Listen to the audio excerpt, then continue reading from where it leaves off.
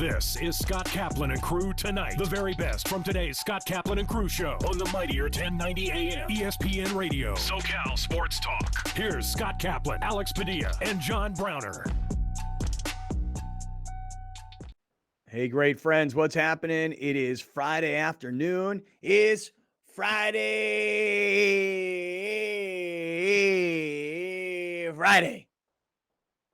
Oh, it's Friday afternoon. It's Kaplan and Crew. We're in the 7 Mile Casino studios, just getting onto the airwaves of 1090. So for those of you that are in your car listening on radio, so happy to have you guys here.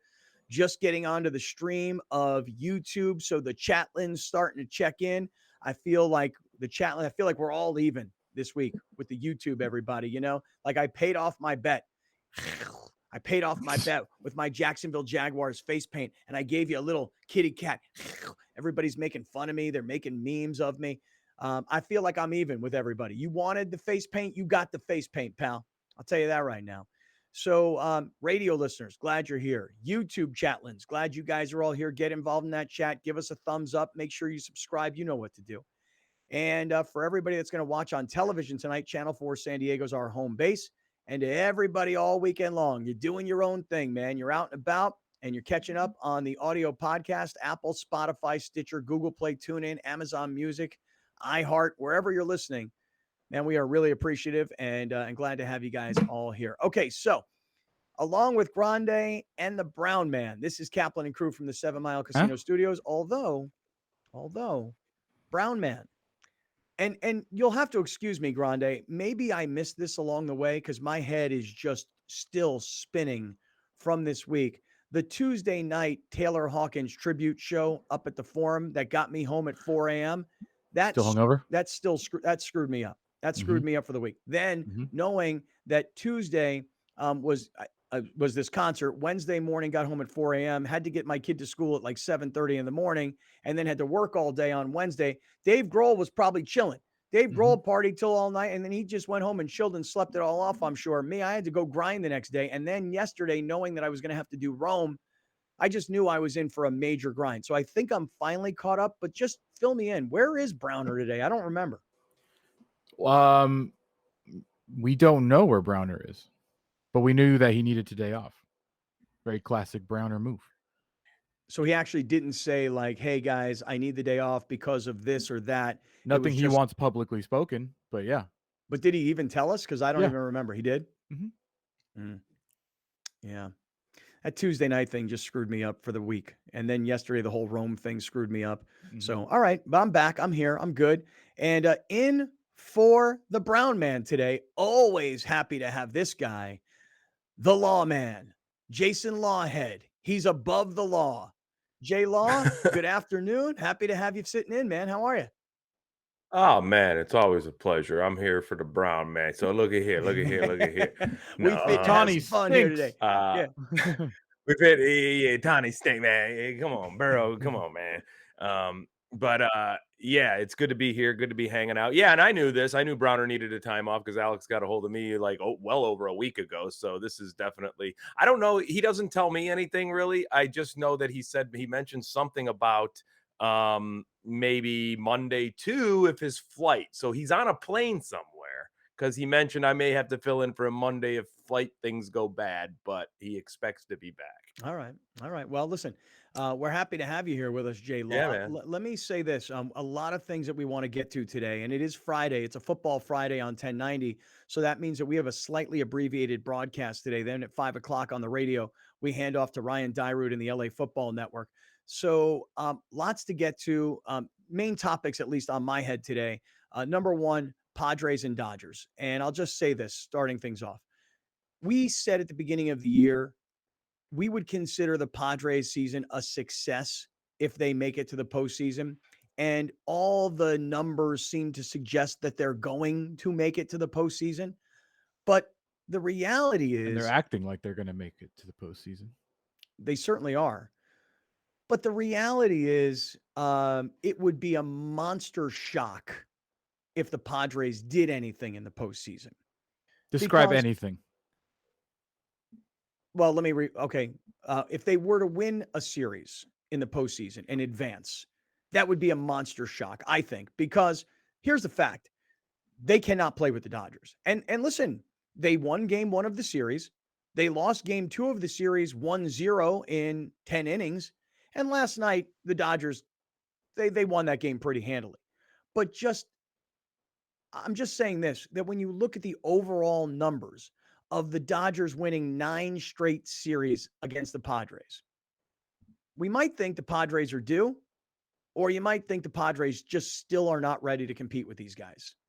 So that's the first thought on my head is the Padres Dodgers, and we'll certainly get there. The second thing is last night I was watching this Miami game, this Miami Cincinnati game, and in real time saw this whole Tua situation, and I knew today it was going to blow up because everybody's a know-it-all.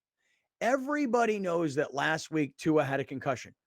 I don't, but everybody else seems to be 100% convinced that he did. And so that is the big national talking point today is about Tua and should he have been in the game? Did he have a concussion last week? The assumption that he did. What happened last night was scary AF. And yet after the game, guy shows up back at the stadium in a neck brace and gets on the plane and flies back with his team. So we'll obviously get to that story. Lots of NFL stories to talk about for the weekend and the games coming up. Even a really great weekend of college football. So that's where my mind's at. How about you, Alex? What's on your mind on a Friday? You want to hear my Sunday before I tell you what's on my mind? This upcoming Sunday? Uh-huh. Yeah, let's hear It's it. the most grande Sunday of all time. All right. 5 a.m. Singapore Grand Prix, F1. 6 a.m. Manchester United versus Manchester City, the Manchester Derby. 6:30 a.m. Vikings versus Saints from London. Papa's going to be done with his day by 10 a.m. 10 a.m. I'll be sportsed out, dude. I'll be all done. I'm waking up at. I was like, normally I record races because nobody spoils those for me because no one watches them. So I just record them, watch them whenever I wake up. But with the Vikings playing at 6:30, with Manchester Derby starting at 6, I'm like, you know what? It's an extra hour. I'll wake up Sunday morning at 4:59 a.m., throw on the race, and just start sports Sunday morning. Will you start drinking that early in the morning? No. Okay. Because Sunday in the 10 a.m. window of the NFL, Chargers are playing the Texans, which is a game that I'm not really as much interested in as I was last week. Bills and Ravens is the game of the early window, although I'm sure Jason Lawhead and I will both have our eyes on our Cleveland Browns playing the Atlanta Falcons in the early window. But what a matchup. Oh, yeah. So hey, Falcons are a punchy little team. I mean, the Browns should be 3-0. So I guess when I say what a matchup, Falcons could be 3-0. They lost 2 games by a total of 5 points. They've scored 26, 27, 27 every time out. Without 2 defensive ends, Browns might be in trouble. Are you saying this is an under the radar matchup? Yeah, it is because the Garrett and Clowney probably won't play. So you got 2 rookies on the ends, and that takes away the biggest strength that the Browns bring defensively, which is the pass rush and the edge. And life will be easy for Mariota in the dome. Alex, you're already setting us up for your great Sunday morning of F1, of soccer, and then your NFL football team playing in London, and Jameis Winston not going to play for the Saints. But Jay Law and I got a weekend ahead of us as well. As much as I had this incredible concert on Tuesday night, tonight I'm going to be up at the Ohana Fest, which is in Dana Point. I'll get there for Stevie Nicks, who goes on tonight at 9. And then tomorrow, Eddie Vedder plays, and Jay Law and his wife are coming up. So me, Rachel, some friends of ours, Jay Law and his wife. Tomorrow, Dana Point. We're going to have a great time. Oh, I can't wait, dude. I'm a huge Jack White fan. I've seen him twice with the White Stripes and one with the Raconteurs. And obviously we're around the same age cap. So Pearl Jam thrust into the scene when we were, young guys loving music in them high school, college crossover years. And I've never got to see Pearl Jam or Eddie live at all. So this is a huge thrill for me. And Jack White, man, I saw the White Stripes at first 22 years ago open for the Rolling Stones, and I never had really heard of them. And I was like, I didn't want them to leave the stage. And I literally went and saw the White Stripes weeks later in Detroit. That's how much I fell in love with Jack White and the music. He's like Is he a playing mosh. with Eddie He's like Vedder, or is he playing no, separate? no, no, no. He's right before Eddie Oh, Vedder. okay. So he's kind of a solo act now, but he was just with him and his ex-wife back in the day. She was the drummer, he was a guitar player, and they were just a Detroit Free Press reporter once described them. I loved it when I read the review of the show I went to 20 some years as a cackling madman.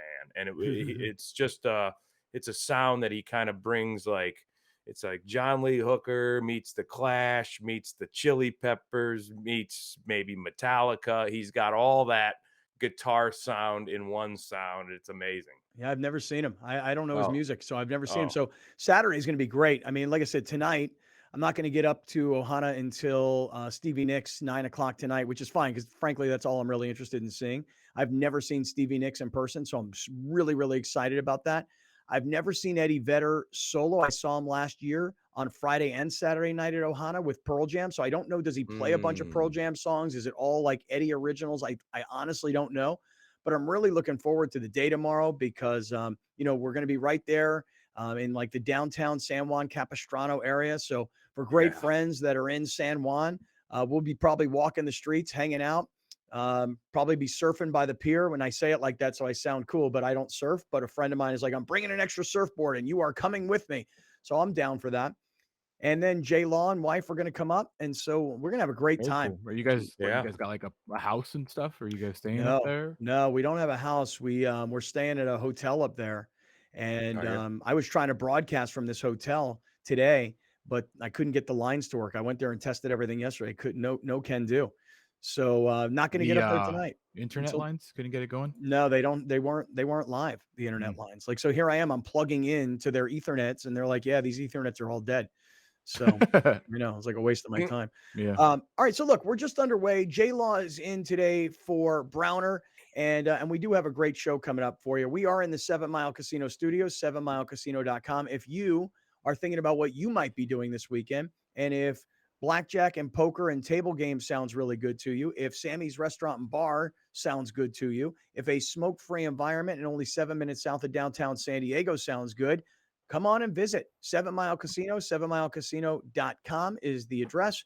And I'll just say this good luck because you can be a winner at 7 Mile Casino. But if you got any problems with gambling, I want this to take over your life, man. You call 1-800-GAMBLER. Okay, fellas, let's start with the Padres and the Dodgers. What do you say? Yes.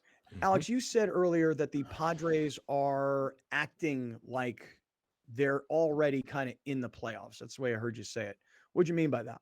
I meant the management. I meant the lineup formation yesterday. I meant the rotation. They're maneuvering it already, which I would have been proponent of maneuvering the rotation to line up Darvish to pitch game one of the wild card. But I mean the fact that yesterday you play a guy named Brandon Dixon as DH, who I don't know where he came from. I know that he on the scoreboard yesterday. I was there yesterday on the scoreboard. Great numbers in A, Double A, and Triple A this year, but um, you got Will Myers, you got Josh Bell on the bench. I think I'd rather roll with those guys at this time of year. You start Steven Wilson, who finished Wednesday night's game. He pitched the bottom of the 10th Wednesday night and then Mhm. started the game yesterday. Mania came in. He actually did well. Yeah. But yeah, you kind of skipped Darvish to start so he can play today to line him up that he's done after this, like in theory. So just some questionable things that they're, if every game is a must win, and that's the words that have come out of Bob Melvin's mouth, not necessarily those moves don't really say that every game is a must win. You think that the Padres were Are looking willing ahead. you think they were willing to sacrifice last night's game? I don't know if they were willing to sacrifice it because the Dodgers were also doing a bullpen game, so maybe they thought it wasn't a big deal. They started with Gratterall and they got 2 runs in the first, and then that was it. And they I could mean, you not. think you think that they're looking at Philadelphia, who has like crashed recently, and thinking to themselves, "Hey, look, if we look at what Philadelphia has done, and we look Mhm. at what Milwaukee is doing, and we look at who everybody's playing and how many games are still remaining, hey, you know what? We're in. We're going to be in. We're going to be fine because after Right. we get past the Dodgers, Now we've got the Chicago White Sox, and the White Sox, I want to say, have been in like the last 10 games, 2-8, Yeah, they're awful. 1-9, something like that. They're the white flags Yeah, right they're now, is awful. what the Chicago White Sox are. Exactly. I would Yeah. to pretend to be Browner for a second though. Like if I'm the manager and I see my magic number entering yesterday's game is 4, and there's 7 games remaining, I probably have enough confidence to tell my team like we're gonna win 4 games. Even if the Brewers go undefeated, which is not gonna happen, and even if the Phillies go undefeated, I have enough confidence in my team against the White Sox and Giants that we will win 4 games. So yeah, I don't think it's a huge deal. So me saying they're acting like they're making the postseason, they are, and I don't think it's a bad thing because in the larger picture, I've been saying it for 2 weeks. You have to line up your rotation to have a Darvish, Snell, Musgrove ready to go against the Braves or Mets, whoever it's going to be. That's I agree. if you finish 5th place. I agree. I think when you look at it right now that, it's 4, you win 4, 3 but, now. Yeah. they don't need to win 5 or 6. The matter is it's a combination of something that's going to pop up for them. And if it doesn't, then everybody should be, sent out of town. But I like the way they threw away last night's game in a way because, they I think Melvin looked at the first 2 and said, we have closed the gap here. We have really closed the gap from how they used to dominate us in series pre-trade, pre kind of, us figuring out that we're a playoff team. And, a 1-run win in extra innings is a big win because the Dodgers were playing that as a playoff game. If the Dodgers were playing that as any old game, Anderson would have kept going. They pulled him in the 6th with 73 pitches, and he had just retired 14 in a row because you know why? That's what they're going to do in October, even if he gives the same performance, because they're going to look at that and they're going to go, this is what we've designed, a 7th inning guy, 8th inning guy closer in this situation. And maybe we can get more pitches out of Anderson on shorter rest or bring him out of the bullpen because all bets are off when you get to October. I mean, starting pitchers start coming in. If they haven't pitched in a couple of days, they might work the 7th or 8th, depending on what you feel is going on. So that's why I also don't think that it was a surprise to see Manaea out of the bullpen, Scott, because I think that's literally he's not going to start a playoff game, but they might need him to come in the 3rd inning of a game. Exactly right. So he threw away last night, but also used it, and that's why Bell was sitting. And he also used it to look at a bat and to see Manaea in a situation that he might really need in a game if Snell just can't get off the mound in the 1st or 2nd inning. Let's say you advance. Let's say, Scott, I know you say you don't think they're going to do anything. Well, only because here's the thing. I mean, look, the numbers against the Dodgers, 9 straight series wins the Dodgers have had. And maybe you guys are right. Maybe you throw out last night's game. Maybe it doesn't really matter because they're doing the math. But most of these like baseball experts, they actually think that the Mets and the Braves will both will beat the Dodgers.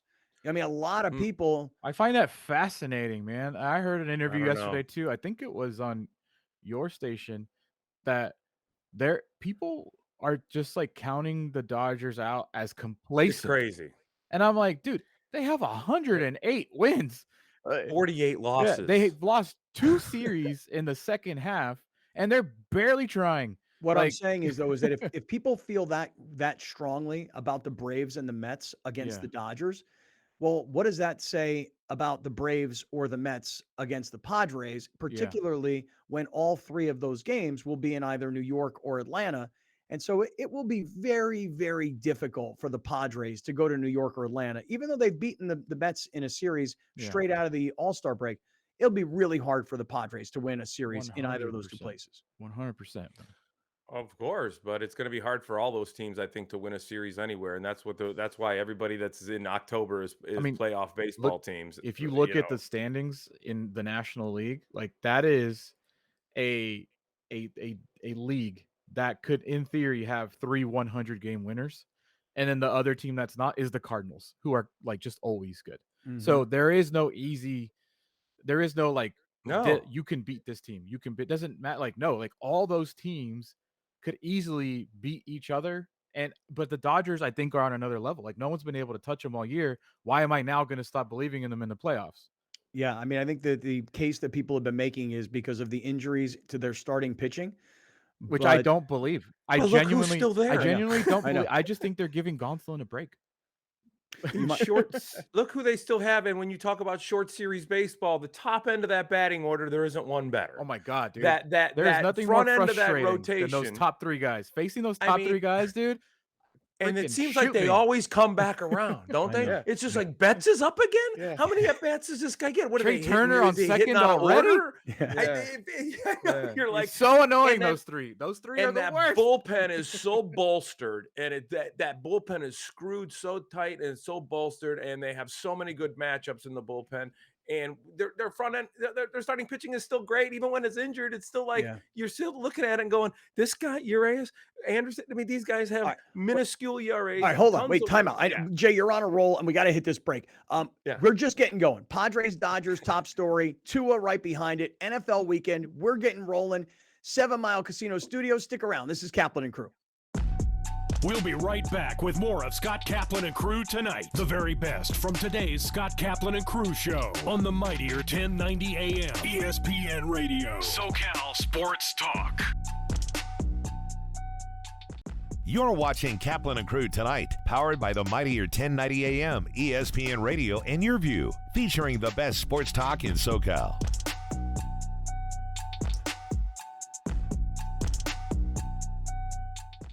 Rome comes home. Yes, I said it. You can now catch the Jim Rome Show Monday through Friday, noon until 3 p.m. on the mightier 1090 ESPN Radio. Back to San Diego, where it all started, on the mightier 1090 ESPN Radio, SoCal Sports Talk. The 2022 San Diego Loyal season is almost complete. Live on Your View and YourView.com, watch your San Diego Loyal take on Orange County SC, Saturday, October 1st at 7 p.m. Support your playoff-bound San Diego Loyal as they prepare for the 2022 USL Championship. Orange County SC versus the San Diego Loyal, Saturday at 7 on Your View.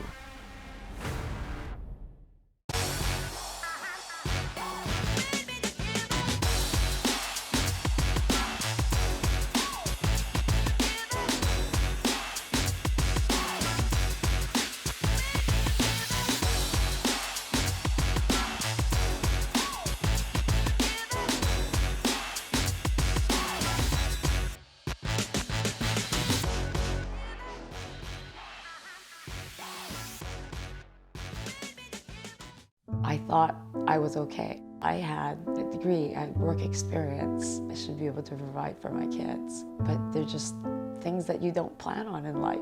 My husband got laid off, and we are a family of 5. My mom was diagnosed with stage 4 cancer. I would ask the doctors, what can I do? And they would just say, just make sure she's eating. Our lives just changed completely. Thank God that we always had a plate of food.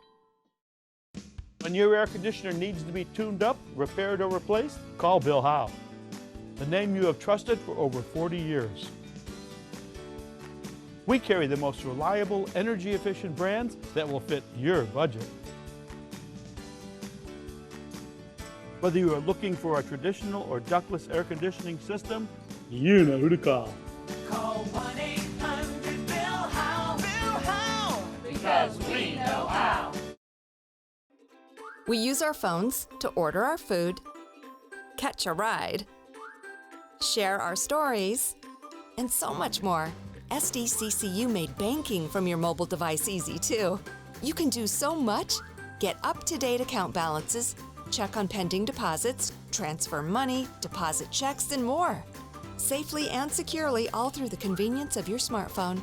SDCCU. It's not big bank banking, it's better.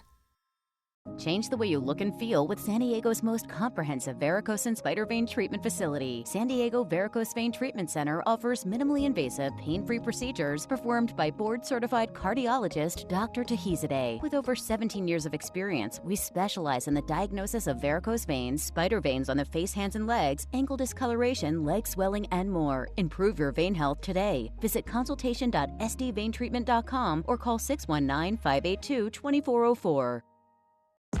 Welcome back. This is Scott Kaplan and Crew Tonight. The very best from today's Scott Kaplan and Crew show on the mightier 1090 AM ESPN Radio. SoCal Sports Talk. Here's Scott Kaplan, John Browner, and Alex Padilla. Hi, great friends. Yo, yo, yo, what is going on? It is Friday afternoon. Kaplan and Crew with Grande and the Brown Man, but the Brown Man is out, and that means Jason Lawhead is in. We're in the 7 Mile Casino Studios, 7milecasino.com. Still to come, we're getting back to the Padres-Dodgers. We're going to talk about this Tua situation and look ahead at the NFL weekend. And there's a whole bunch of college football stuff that I want to get to, including San Diego State playing tonight against Boise State, and really some terribly tragic news if you are a San Diego State fan, because there's a kid who played at San Diego State who was an excellent, excellent tight end for the Aztecs named Gavin Escobar, who was a second-round draft choice of the Dallas Cowboys and played in the NFL for probably 5 years or so. And that's off the top of my head. I'll give you some actual information. And then as he retired from the NFL, he became a firefighter. And apparently this all I just heard about this last night, but he was rock climbing with somebody. And I mean, rock climbing seems like a pretty damn dangerous thing to be doing. And a big dude, Gavin Escobar was a big guy and fell to his death. I mean, it was crazy, tragic. I mean, I was talking to Kirk Morrison about this last night, and I can tell that the Aztec, football family, they're hurting on, and why, of course, why not? He's a super young guy. He was an excellent player, high round draft choice to the Cowboys. I remember doing a couple of Cowboy games and being down there and talking to him before games because he was kind of playing behind Jason Witten, which was a really good place for a young player to be. Just super tragic. So sending out nothing but love to those who played with, who knew, who loved, who, family, friends, sending out a ton of love to Gavin Escobar's people, man. Alex, you hear about this last night? Heard about it. Super sad because I mean we've had Gavin on the show quite a bit back in the old 1090 days. Yep. Just bummer, man. I didn't know he was a firefighter now. But yeah, dude. Especially, you watch these. I don't know if you watch these free solo documentaries that kind of blew up last year or 2 years ago. And I'm sure people picked up a craze on it because of that stuff. I don't know if he was I doubt he was free climbing, but it just sucks. It's tragic. It's brutal, and condolences to his family because I mean he's 31, man. Yeah, 31 years old. Do you remember how many years did he play? 5 years, 7 years? It was 2013, 2018, and he played for the Fleet in the 1 year that they were here. Oh wow! Oh really? Yeah. Man, that's just super tragic. So I think that's the last time we talked to him was because he was a Fleet player. So that's going back a couple of years. It's 2019. Yeah, major bummer. I mean, life is I was gonna say life is fleeting. It just is fleeting. Like Myles Garrett, lucky to be alive, probably. Just you never know. It doesn't. It's so man. It's just so sad, and it just reminds you every day, every day we all step out the door, life is fleeting, man. Well, I know, and like this week, for example, I've been nonstop talking about this Tuesday night concert, this Taylor Hawkins tribute. I mean, here's the world of rock and roll celebrating this 50-year-old guy who was a great drummer. But I kept thinking to myself, well, Rush is on the stage and Neil Peart isn't here.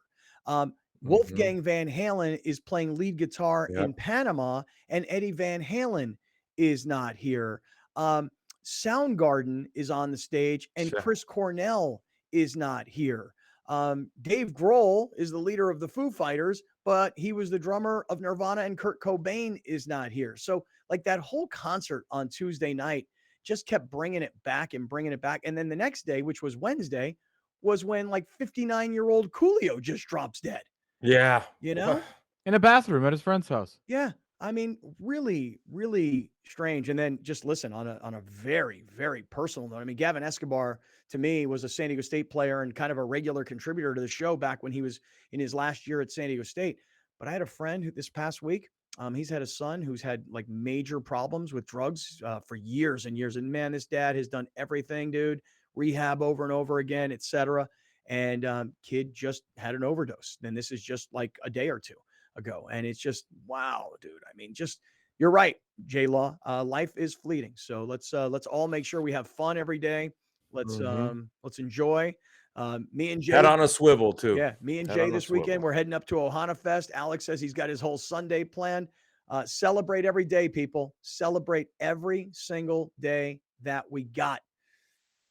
Ooh, all right. Gavin Escobar, sending family tons of love, man. All right, we're in the 7 Mile Casino studios, 7milecasino.com. I want to jump right back in, hard left turn here, and go right back to the Padres. You know, Jason, you said something in the opening segment that you feel like, and I understand why. Look, in game one against the Dodgers, the Padres win in extra innings. They get a walk-off walk. In game two, the game goes to extra innings and the Dodgers get a 1-0 win. It wasn't like some dominant performance. And then in last night's game, you know, you guys talked about this, the possibility that the Padres are actually doing the math and they're looking at who their future opponents are, and they're looking at Philadelphia and how they've just kind of come crashing back down to earth and who Milwaukee is playing. And maybe the Padres were thinking to themselves last night, we'd like to win this game. We'd like to win this series, but we're not as consumed with it as perhaps the fan base is. But Jay, you said that maybe the Padres have closed the gap. That is certainly what Bob Melvin thinks. Here, this is Bob Melvin last night in the post-game presser. Listen to what the manager of the Padres said. This series, we felt like we felt good about every game. So I think as this season went along and, you know, bringing in the players that we brought in, it didn't feel like we were, you know, maybe early in the season, maybe a little bit more overmatched. I don't think that's the case. You know, they beat us 2 out of 3 here again. They've beat us every series, but I don't get the sense that, you know, if we played them again, that we wouldn't feel confident playing them. Yep, I think that's the point. Yeah. Like, okay, guys, let's take a quick look at what happened here. Won game 1 in extra innings, lost game 2 by 1 run in extra innings, and come on, guys, like, I mean, we didn't give them everything we had last night. I mean, based on the lineup. So yeah, should feel confident that we can play with them. However, I will just say one thing. The numbers tell you a slightly different story. The numbers, as you look at the Padres and the Dodgers head to head, everybody chants beat LA. Well, the Padres statistically cannot beat LA. Alex, take us through this if you could. This year, Dodgers 14-5 against the Padres. They have won 9 straight series dating back to 2021 of June. Really, what you got to look here is runs scored for the Dodgers, 109. Padres scored 47. Team ERA for the Dodgers, 1.92. Team ERA for the Padres, 5.55. Power numbers. I mean, 12 home runs for the Padres, 31 to the Dodgers. So yeah, when they lose, it's not close. Yeah. And when they win, they're close games. So yeah, I mean, Jay, you said it. You feel like they've closed the gap. Bob Melvin feels like they should be confident in a series against the Dodgers. And that the eye test tells you that, yeah, they play close games. But the overall numbers, they kind of tell you a different story. Well, yeah, but when you look at the last 3 times, so you talk this series and the last 2 series, right? So, you know, you get a great outing from Musgrove, you lose it 1-0, but you love that if you're going to play the Dodgers and you're playing them in playoff style baseball because, you know, the extra inning rules are going to not be a guy starting on second base, right? I mean, it's going to be real baseball and you're going to have to, you know, grind it out somehow. And so you can kind of almost some of those extra inning games. But the thing is they've won game 1 of the last 3 series, which they've jumped on the Dodgers. And so what I'm talking about is post-trade, Bob Melvin now here basically for a year. He's not a new manager anymore this far into the season. And I think that, you know, Musgrove, Snell outing. That last time they won a series, game one, was a Clevenger start, 5-4. The series before that in LA, when Manny hit the big home run, it was a Darvish start. So I think when you look at the guys that are going to be starting in the postseason, the guys that they're depending on right now, you look at the last 4 or 5 matchups against them when you go head to head, game to game, not full series, and you go, hey, look, we're stacking right up with these guys. I mean, we're right there. And, game one, Machado leaves a couple of guys on base. You're still able to win that game. That's what you're going to have to do in the postseason, is when Machado strikes out with a guy on third that he could have hit him home with a fly ball. You still grind out that win somebody. You still get away with a pass ball and an error, and you're still able to be the team that wins it in the end. And you lose 1-0 the next night. And then you go under the microscope and you look to see what Mania could give you in a situation where he might have to come in the second or the third and go give you 4 innings to see if, you can save a bullpen and keep you in a game. So what Melvin's doing right now is, and I think the big advantage is with Melvin, and he's been in the American League. He's coached postseason in the American League. That, you don't have to deal with that pitcher exchange anymore. The DH is there in the National League. That distraction that already starts eating up National League managers in the 5th inning, it starts giving them ulcers because they know in the next inning or two, they got to decide when and who and where, what's the pinch hit, what's the double switch. You don't have to play that anymore. And I think he can play a nice, cool game with his starting pitching and his lineup once he feels like, I think, hey, this is the order we're going to go against lefties. This is the order we're going to go against righties, and foresee bullpen matchups later, knowing the Dodgers have these guys. And, let me say something about the Dodgers, though, because I know that's what we're talking about and how we're closing the gap. You ever read a book and finish it, or don't finish it because it's so bad, and you're just like, you know what? I'm giving this book away, or I'm throwing this book away. That's what the Padres need to do when it comes to the Dodgers. Listen, 5-14. Let's close this crap. Let's throw it away because it don't matter. It don't matter. Enough with these guys. And honestly, I felt it in the crowd last night. Because it wasn't even close to being packed. And it's Padres Dodgers. And I think Padres fans, we're just over it. We know we've been getting our ass kicked. It was not packed. Not even close. Really. And I was told by somebody who was there last night that it seemed like there were a lot more Dodger fans than Padre fans. I don't know how you felt about it. I wasn't Coastal Elite. I was in a suite last night, and bougie. Dodger fans to our left, Dodger fans to our right in both suites.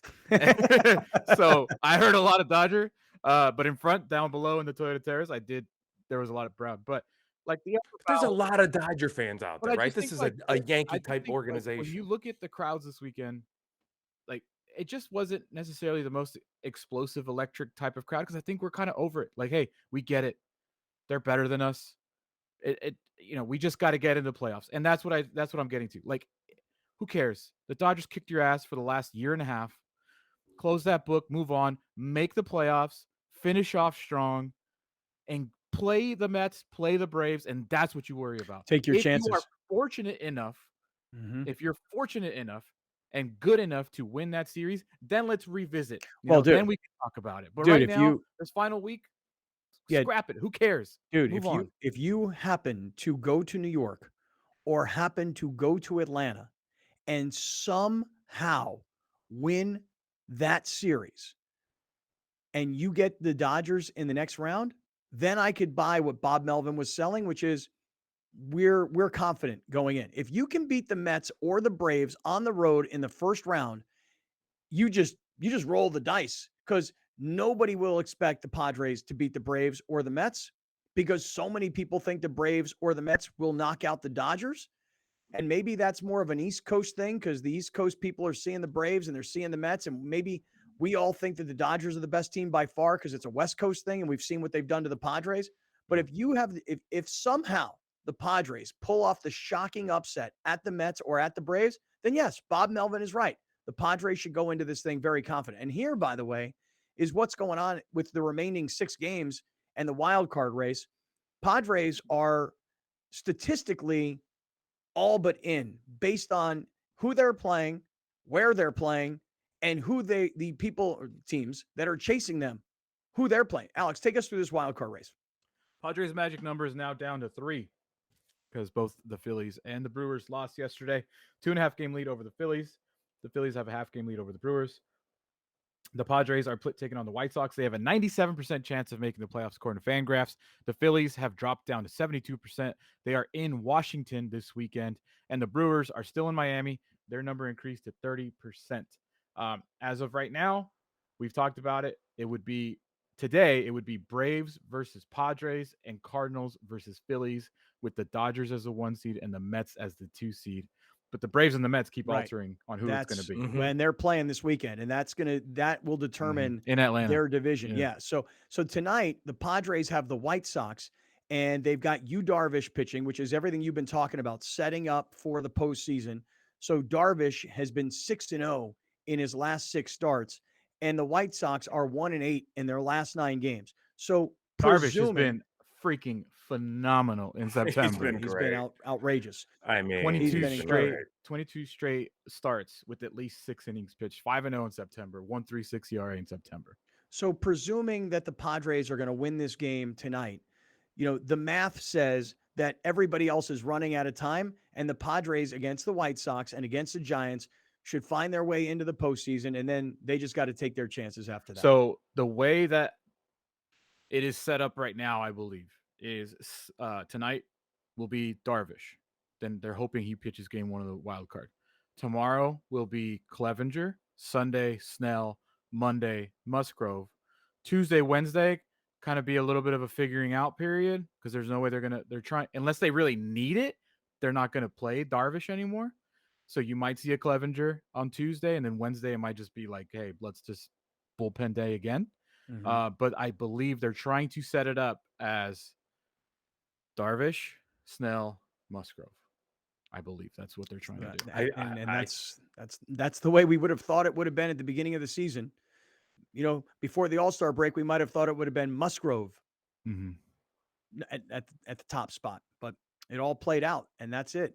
And Musgrove has completely dominated the Giants this year. Like, I got to look, but I know he's just kicked their ass all year long. So if he pitches on Monday, another excellent performance, and Snell gives you an excellent performance on Sunday against the White Sox, you can take this momentum that those two guys have had recently.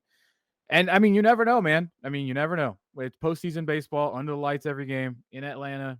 Yeah. You never know. You just got to get And they'll do the math, too. They're going to do New York, the analytics. Whatever. They're going to say, is one of these two teams terrible against righties? And you might see Clevenger in game 2. If it's one of those things where they go, hey, this team hits lefties better, let's back end Snell maybe.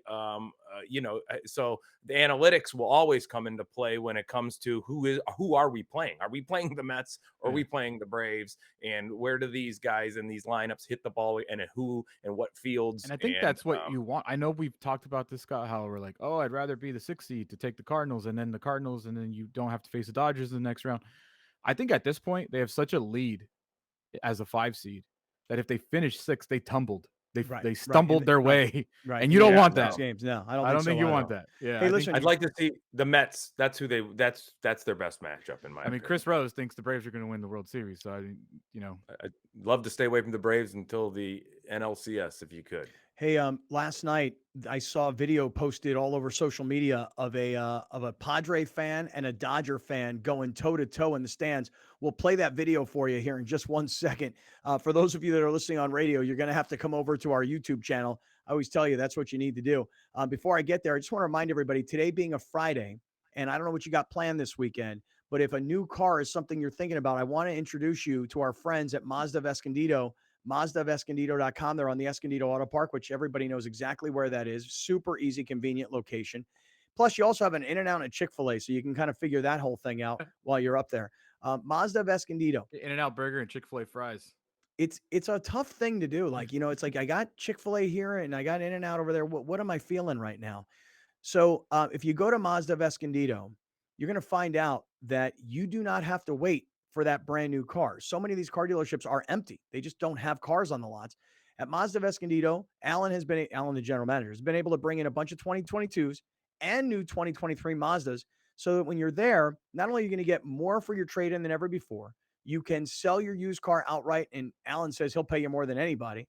And if you're looking to lease or buy a new Mazda, you can drive off that afternoon rather than having to wait around for the next 6 weeks while your car is being delivered. Mazda of Escondido, mazdaofescondido.com. So, Alex, where were you? You said you were in a suite last night. What part of the park were you in last night? Down the first base line. Okay. I was wondering if you saw this brawl. No, this is from Tuesday. Oh, it is? Mm-hmm. Oh, it's just making its way around. Mm-hmm. Oh, okay. Gotcha. Jay, have you seen this video yet? I think I have. Is this the one where they were in the like separate rows? Yeah. Yeah, there's a Padres Shout out fan. to the great friends because I got tagged in it 30 times. Oh, really? That's hilarious. All right. So there's a Padre fan and a Dodger fan. And the Padre fan, man, he's ambidextrous, this guy. He going lefties and righties. Boom, boom, boom, boom. Oh, my God. That first punch was gnarly, dude. Dude, wow. What blows my mind is when there is a fight in the stadium, how people don't like either A, try and help get these people separated, or B, how people don't get out of the way. If you go back to the video, watch the guy in the right sitting in the Mookie Betts jersey. He's just sitting there. I mean, his boy's getting blasted, and he's like, "Oh my God." Yeah, and then look at the girl right here. She is in her seat. These two guys are on top of her. What does she do? Grabs her phone to shoot video. Where's that video? Yeah. Where's that video? What in the hell are you guys doing? That first punch was beautiful by the Padres fan. But haymakers. But the Dodger fan took it well. Watch this. Boom. Ooh. And he took it. And at the end of it, I cut it off before we got there because once it got split up and all that, the Dodger fan, he lost a shoe at some point. He got hit so hard he was missing a shoe. Dude, the guy in the Mookie Betts jersey who's sitting there while his boy is taking haymakers, bro, what are you doing? What are you doing? Thanks for being my friend. Look, now he's coming in like, yeah, okay, hey, break it up. Oh, hey, boy. break it up. Break it up. Yeah. Hey, break it up. Yeah. All right. Hey, listen, stick around. We've talked a lot of Padres, Dodgers. We'll start making our way towards the NFL. I definitely want to jump into this Tua story from last night, and then let's look at the entire card for the NFL Sunday. We got Lawhead in for Browner. This is Kaplan and crew from the 7 Mile Casino Studios. Stick around, everybody. Hunger is a year-round problem. The San Diego Food Bank and our North County Food Bank chapter provide food assistance at locations throughout the county. We need your help. Host a food drive, volunteer, or donate online. Thank you for making a difference. You're watching Kaplan and Crew tonight, powered by the mightier 1090 AM, ESPN Radio, and Your View, featuring the best sports talk in SoCal.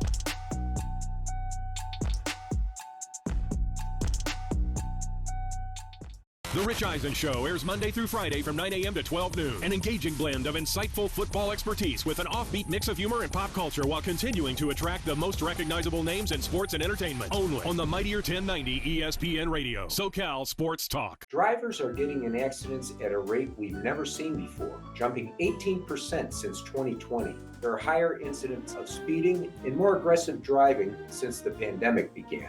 Please slow down and drive safely. It can save a life.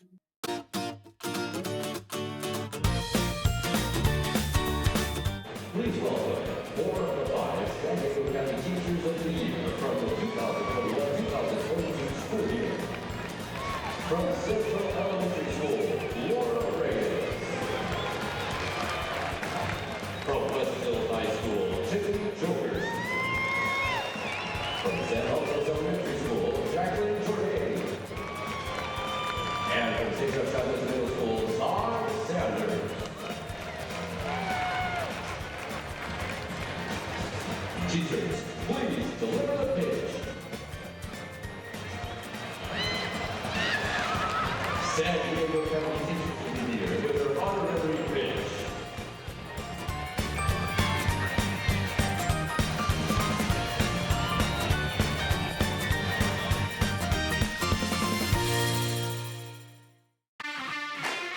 The 2022 San Diego Loyal season is almost complete. Live on Your View and YourView.com, watch your San Diego Loyal take on Orange County SC, Saturday, October 1st at 7 p.m. Support your playoff-bound San Diego Loyal as they prepare for the 2022 USL Championship. Orange County SC versus the San Diego Loyal, Saturday at 7 on Your View.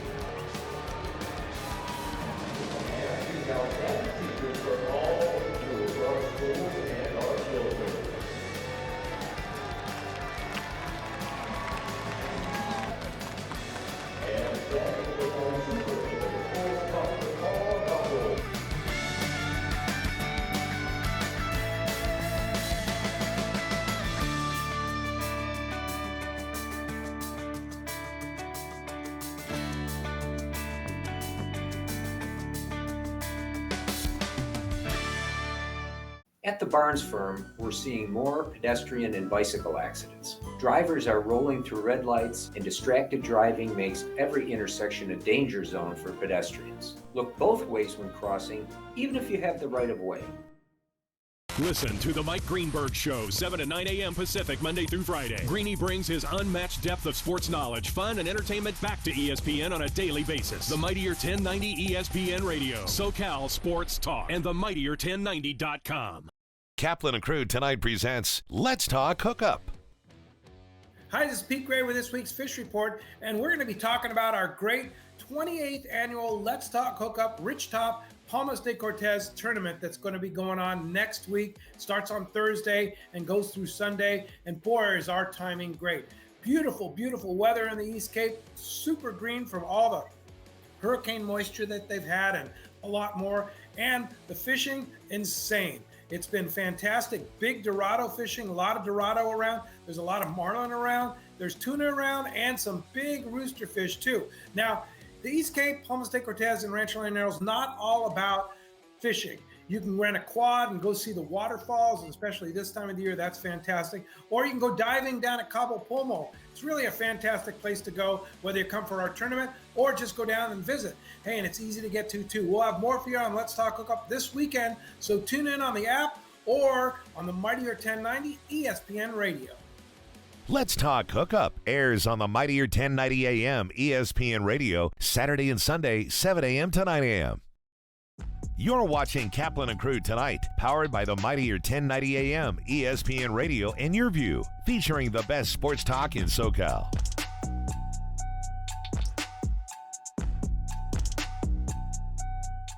Hunger is a year-round problem. The San Diego Food Bank and our North County Food Bank chapter provide food assistance at locations throughout the county.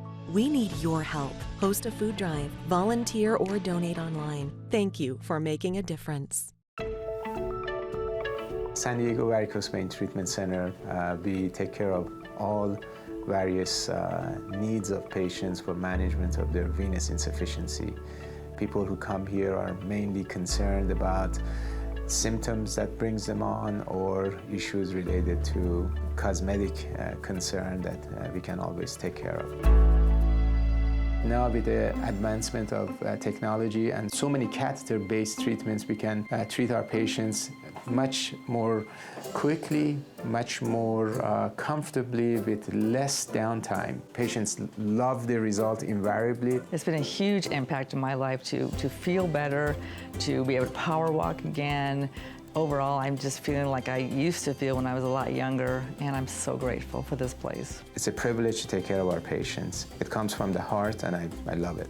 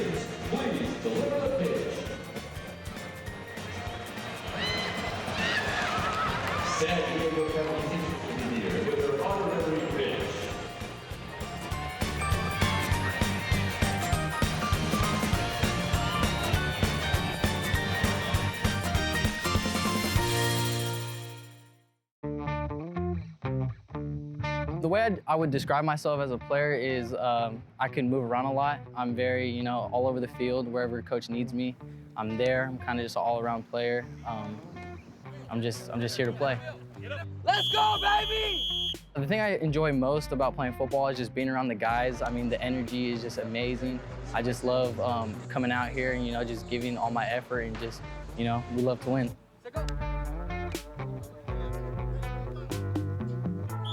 One of the biggest lessons that I've learned playing football is just, pushing through adversity. There's always obstacles on the field. What motivates Anthony is the bar he sets for himself.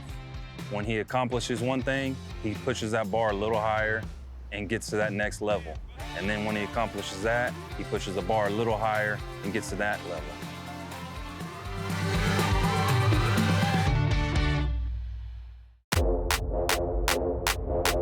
My name is Alejandro Eugenio Guido Perez. I play for the San Diego Loyal, and I'm a midfielder. Midfielder kind of does a little bit of everything. Attacks, defends, it helps organizes the press to win the ball back, and then defend in the low block, and then attack and create opportunities for the forwards to score and yourself. I started at a young age playing soccer. I did it here in Chula Vista, but I also played in Tijuana, Mexico.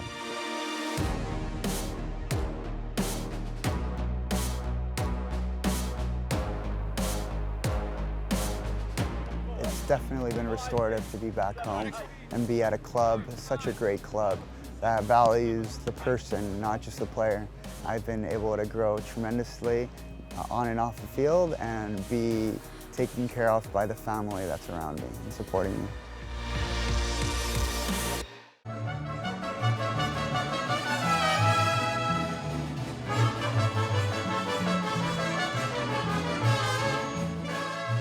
So Southwestern College, the name of the mariachi is Mariachi Garibaldi, is the performing group that we have. We've actually had as many as 4 different ensembles, so 4 different classes, beginning, intermediate, advanced. And the advanced group is outstanding.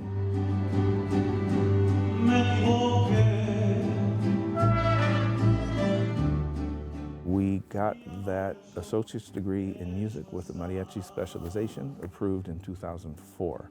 And that was the first in the world anywhere. It's not a degree in mariachi music, it's a degree in music with a specialization in mariachi.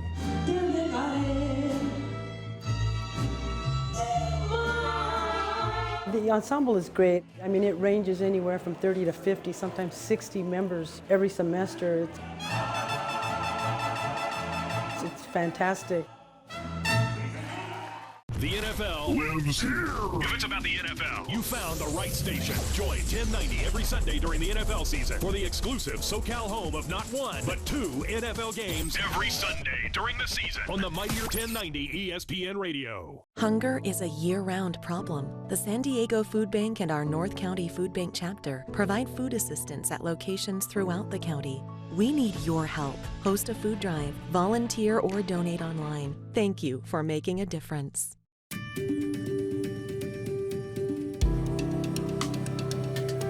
Home of Guiding Hands helps San Diego community in that we're a resource for families. A lot of times when families first identify that their child, their loved one, might have an intellectual or developmental disabilities, they don't know where to go. They don't know what to do.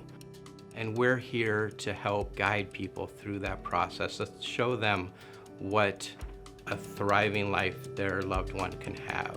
It's a passion I share, having a daughter with a disability.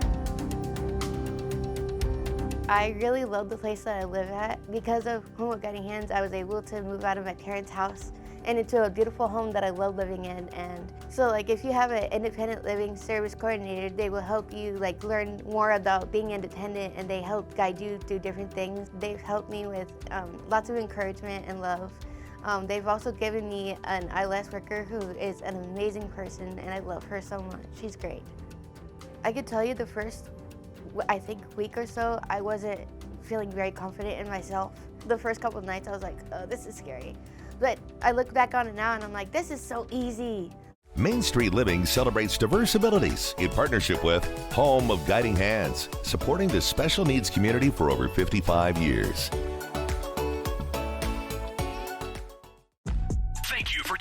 Catch Scott Kaplan and crew tonight from 7 to 8 p.m. Pacific every Monday through Friday. The very best from today's Scott Kaplan and crew show on the mightier 1090 AM ESPN Radio, SoCal Sports Talk.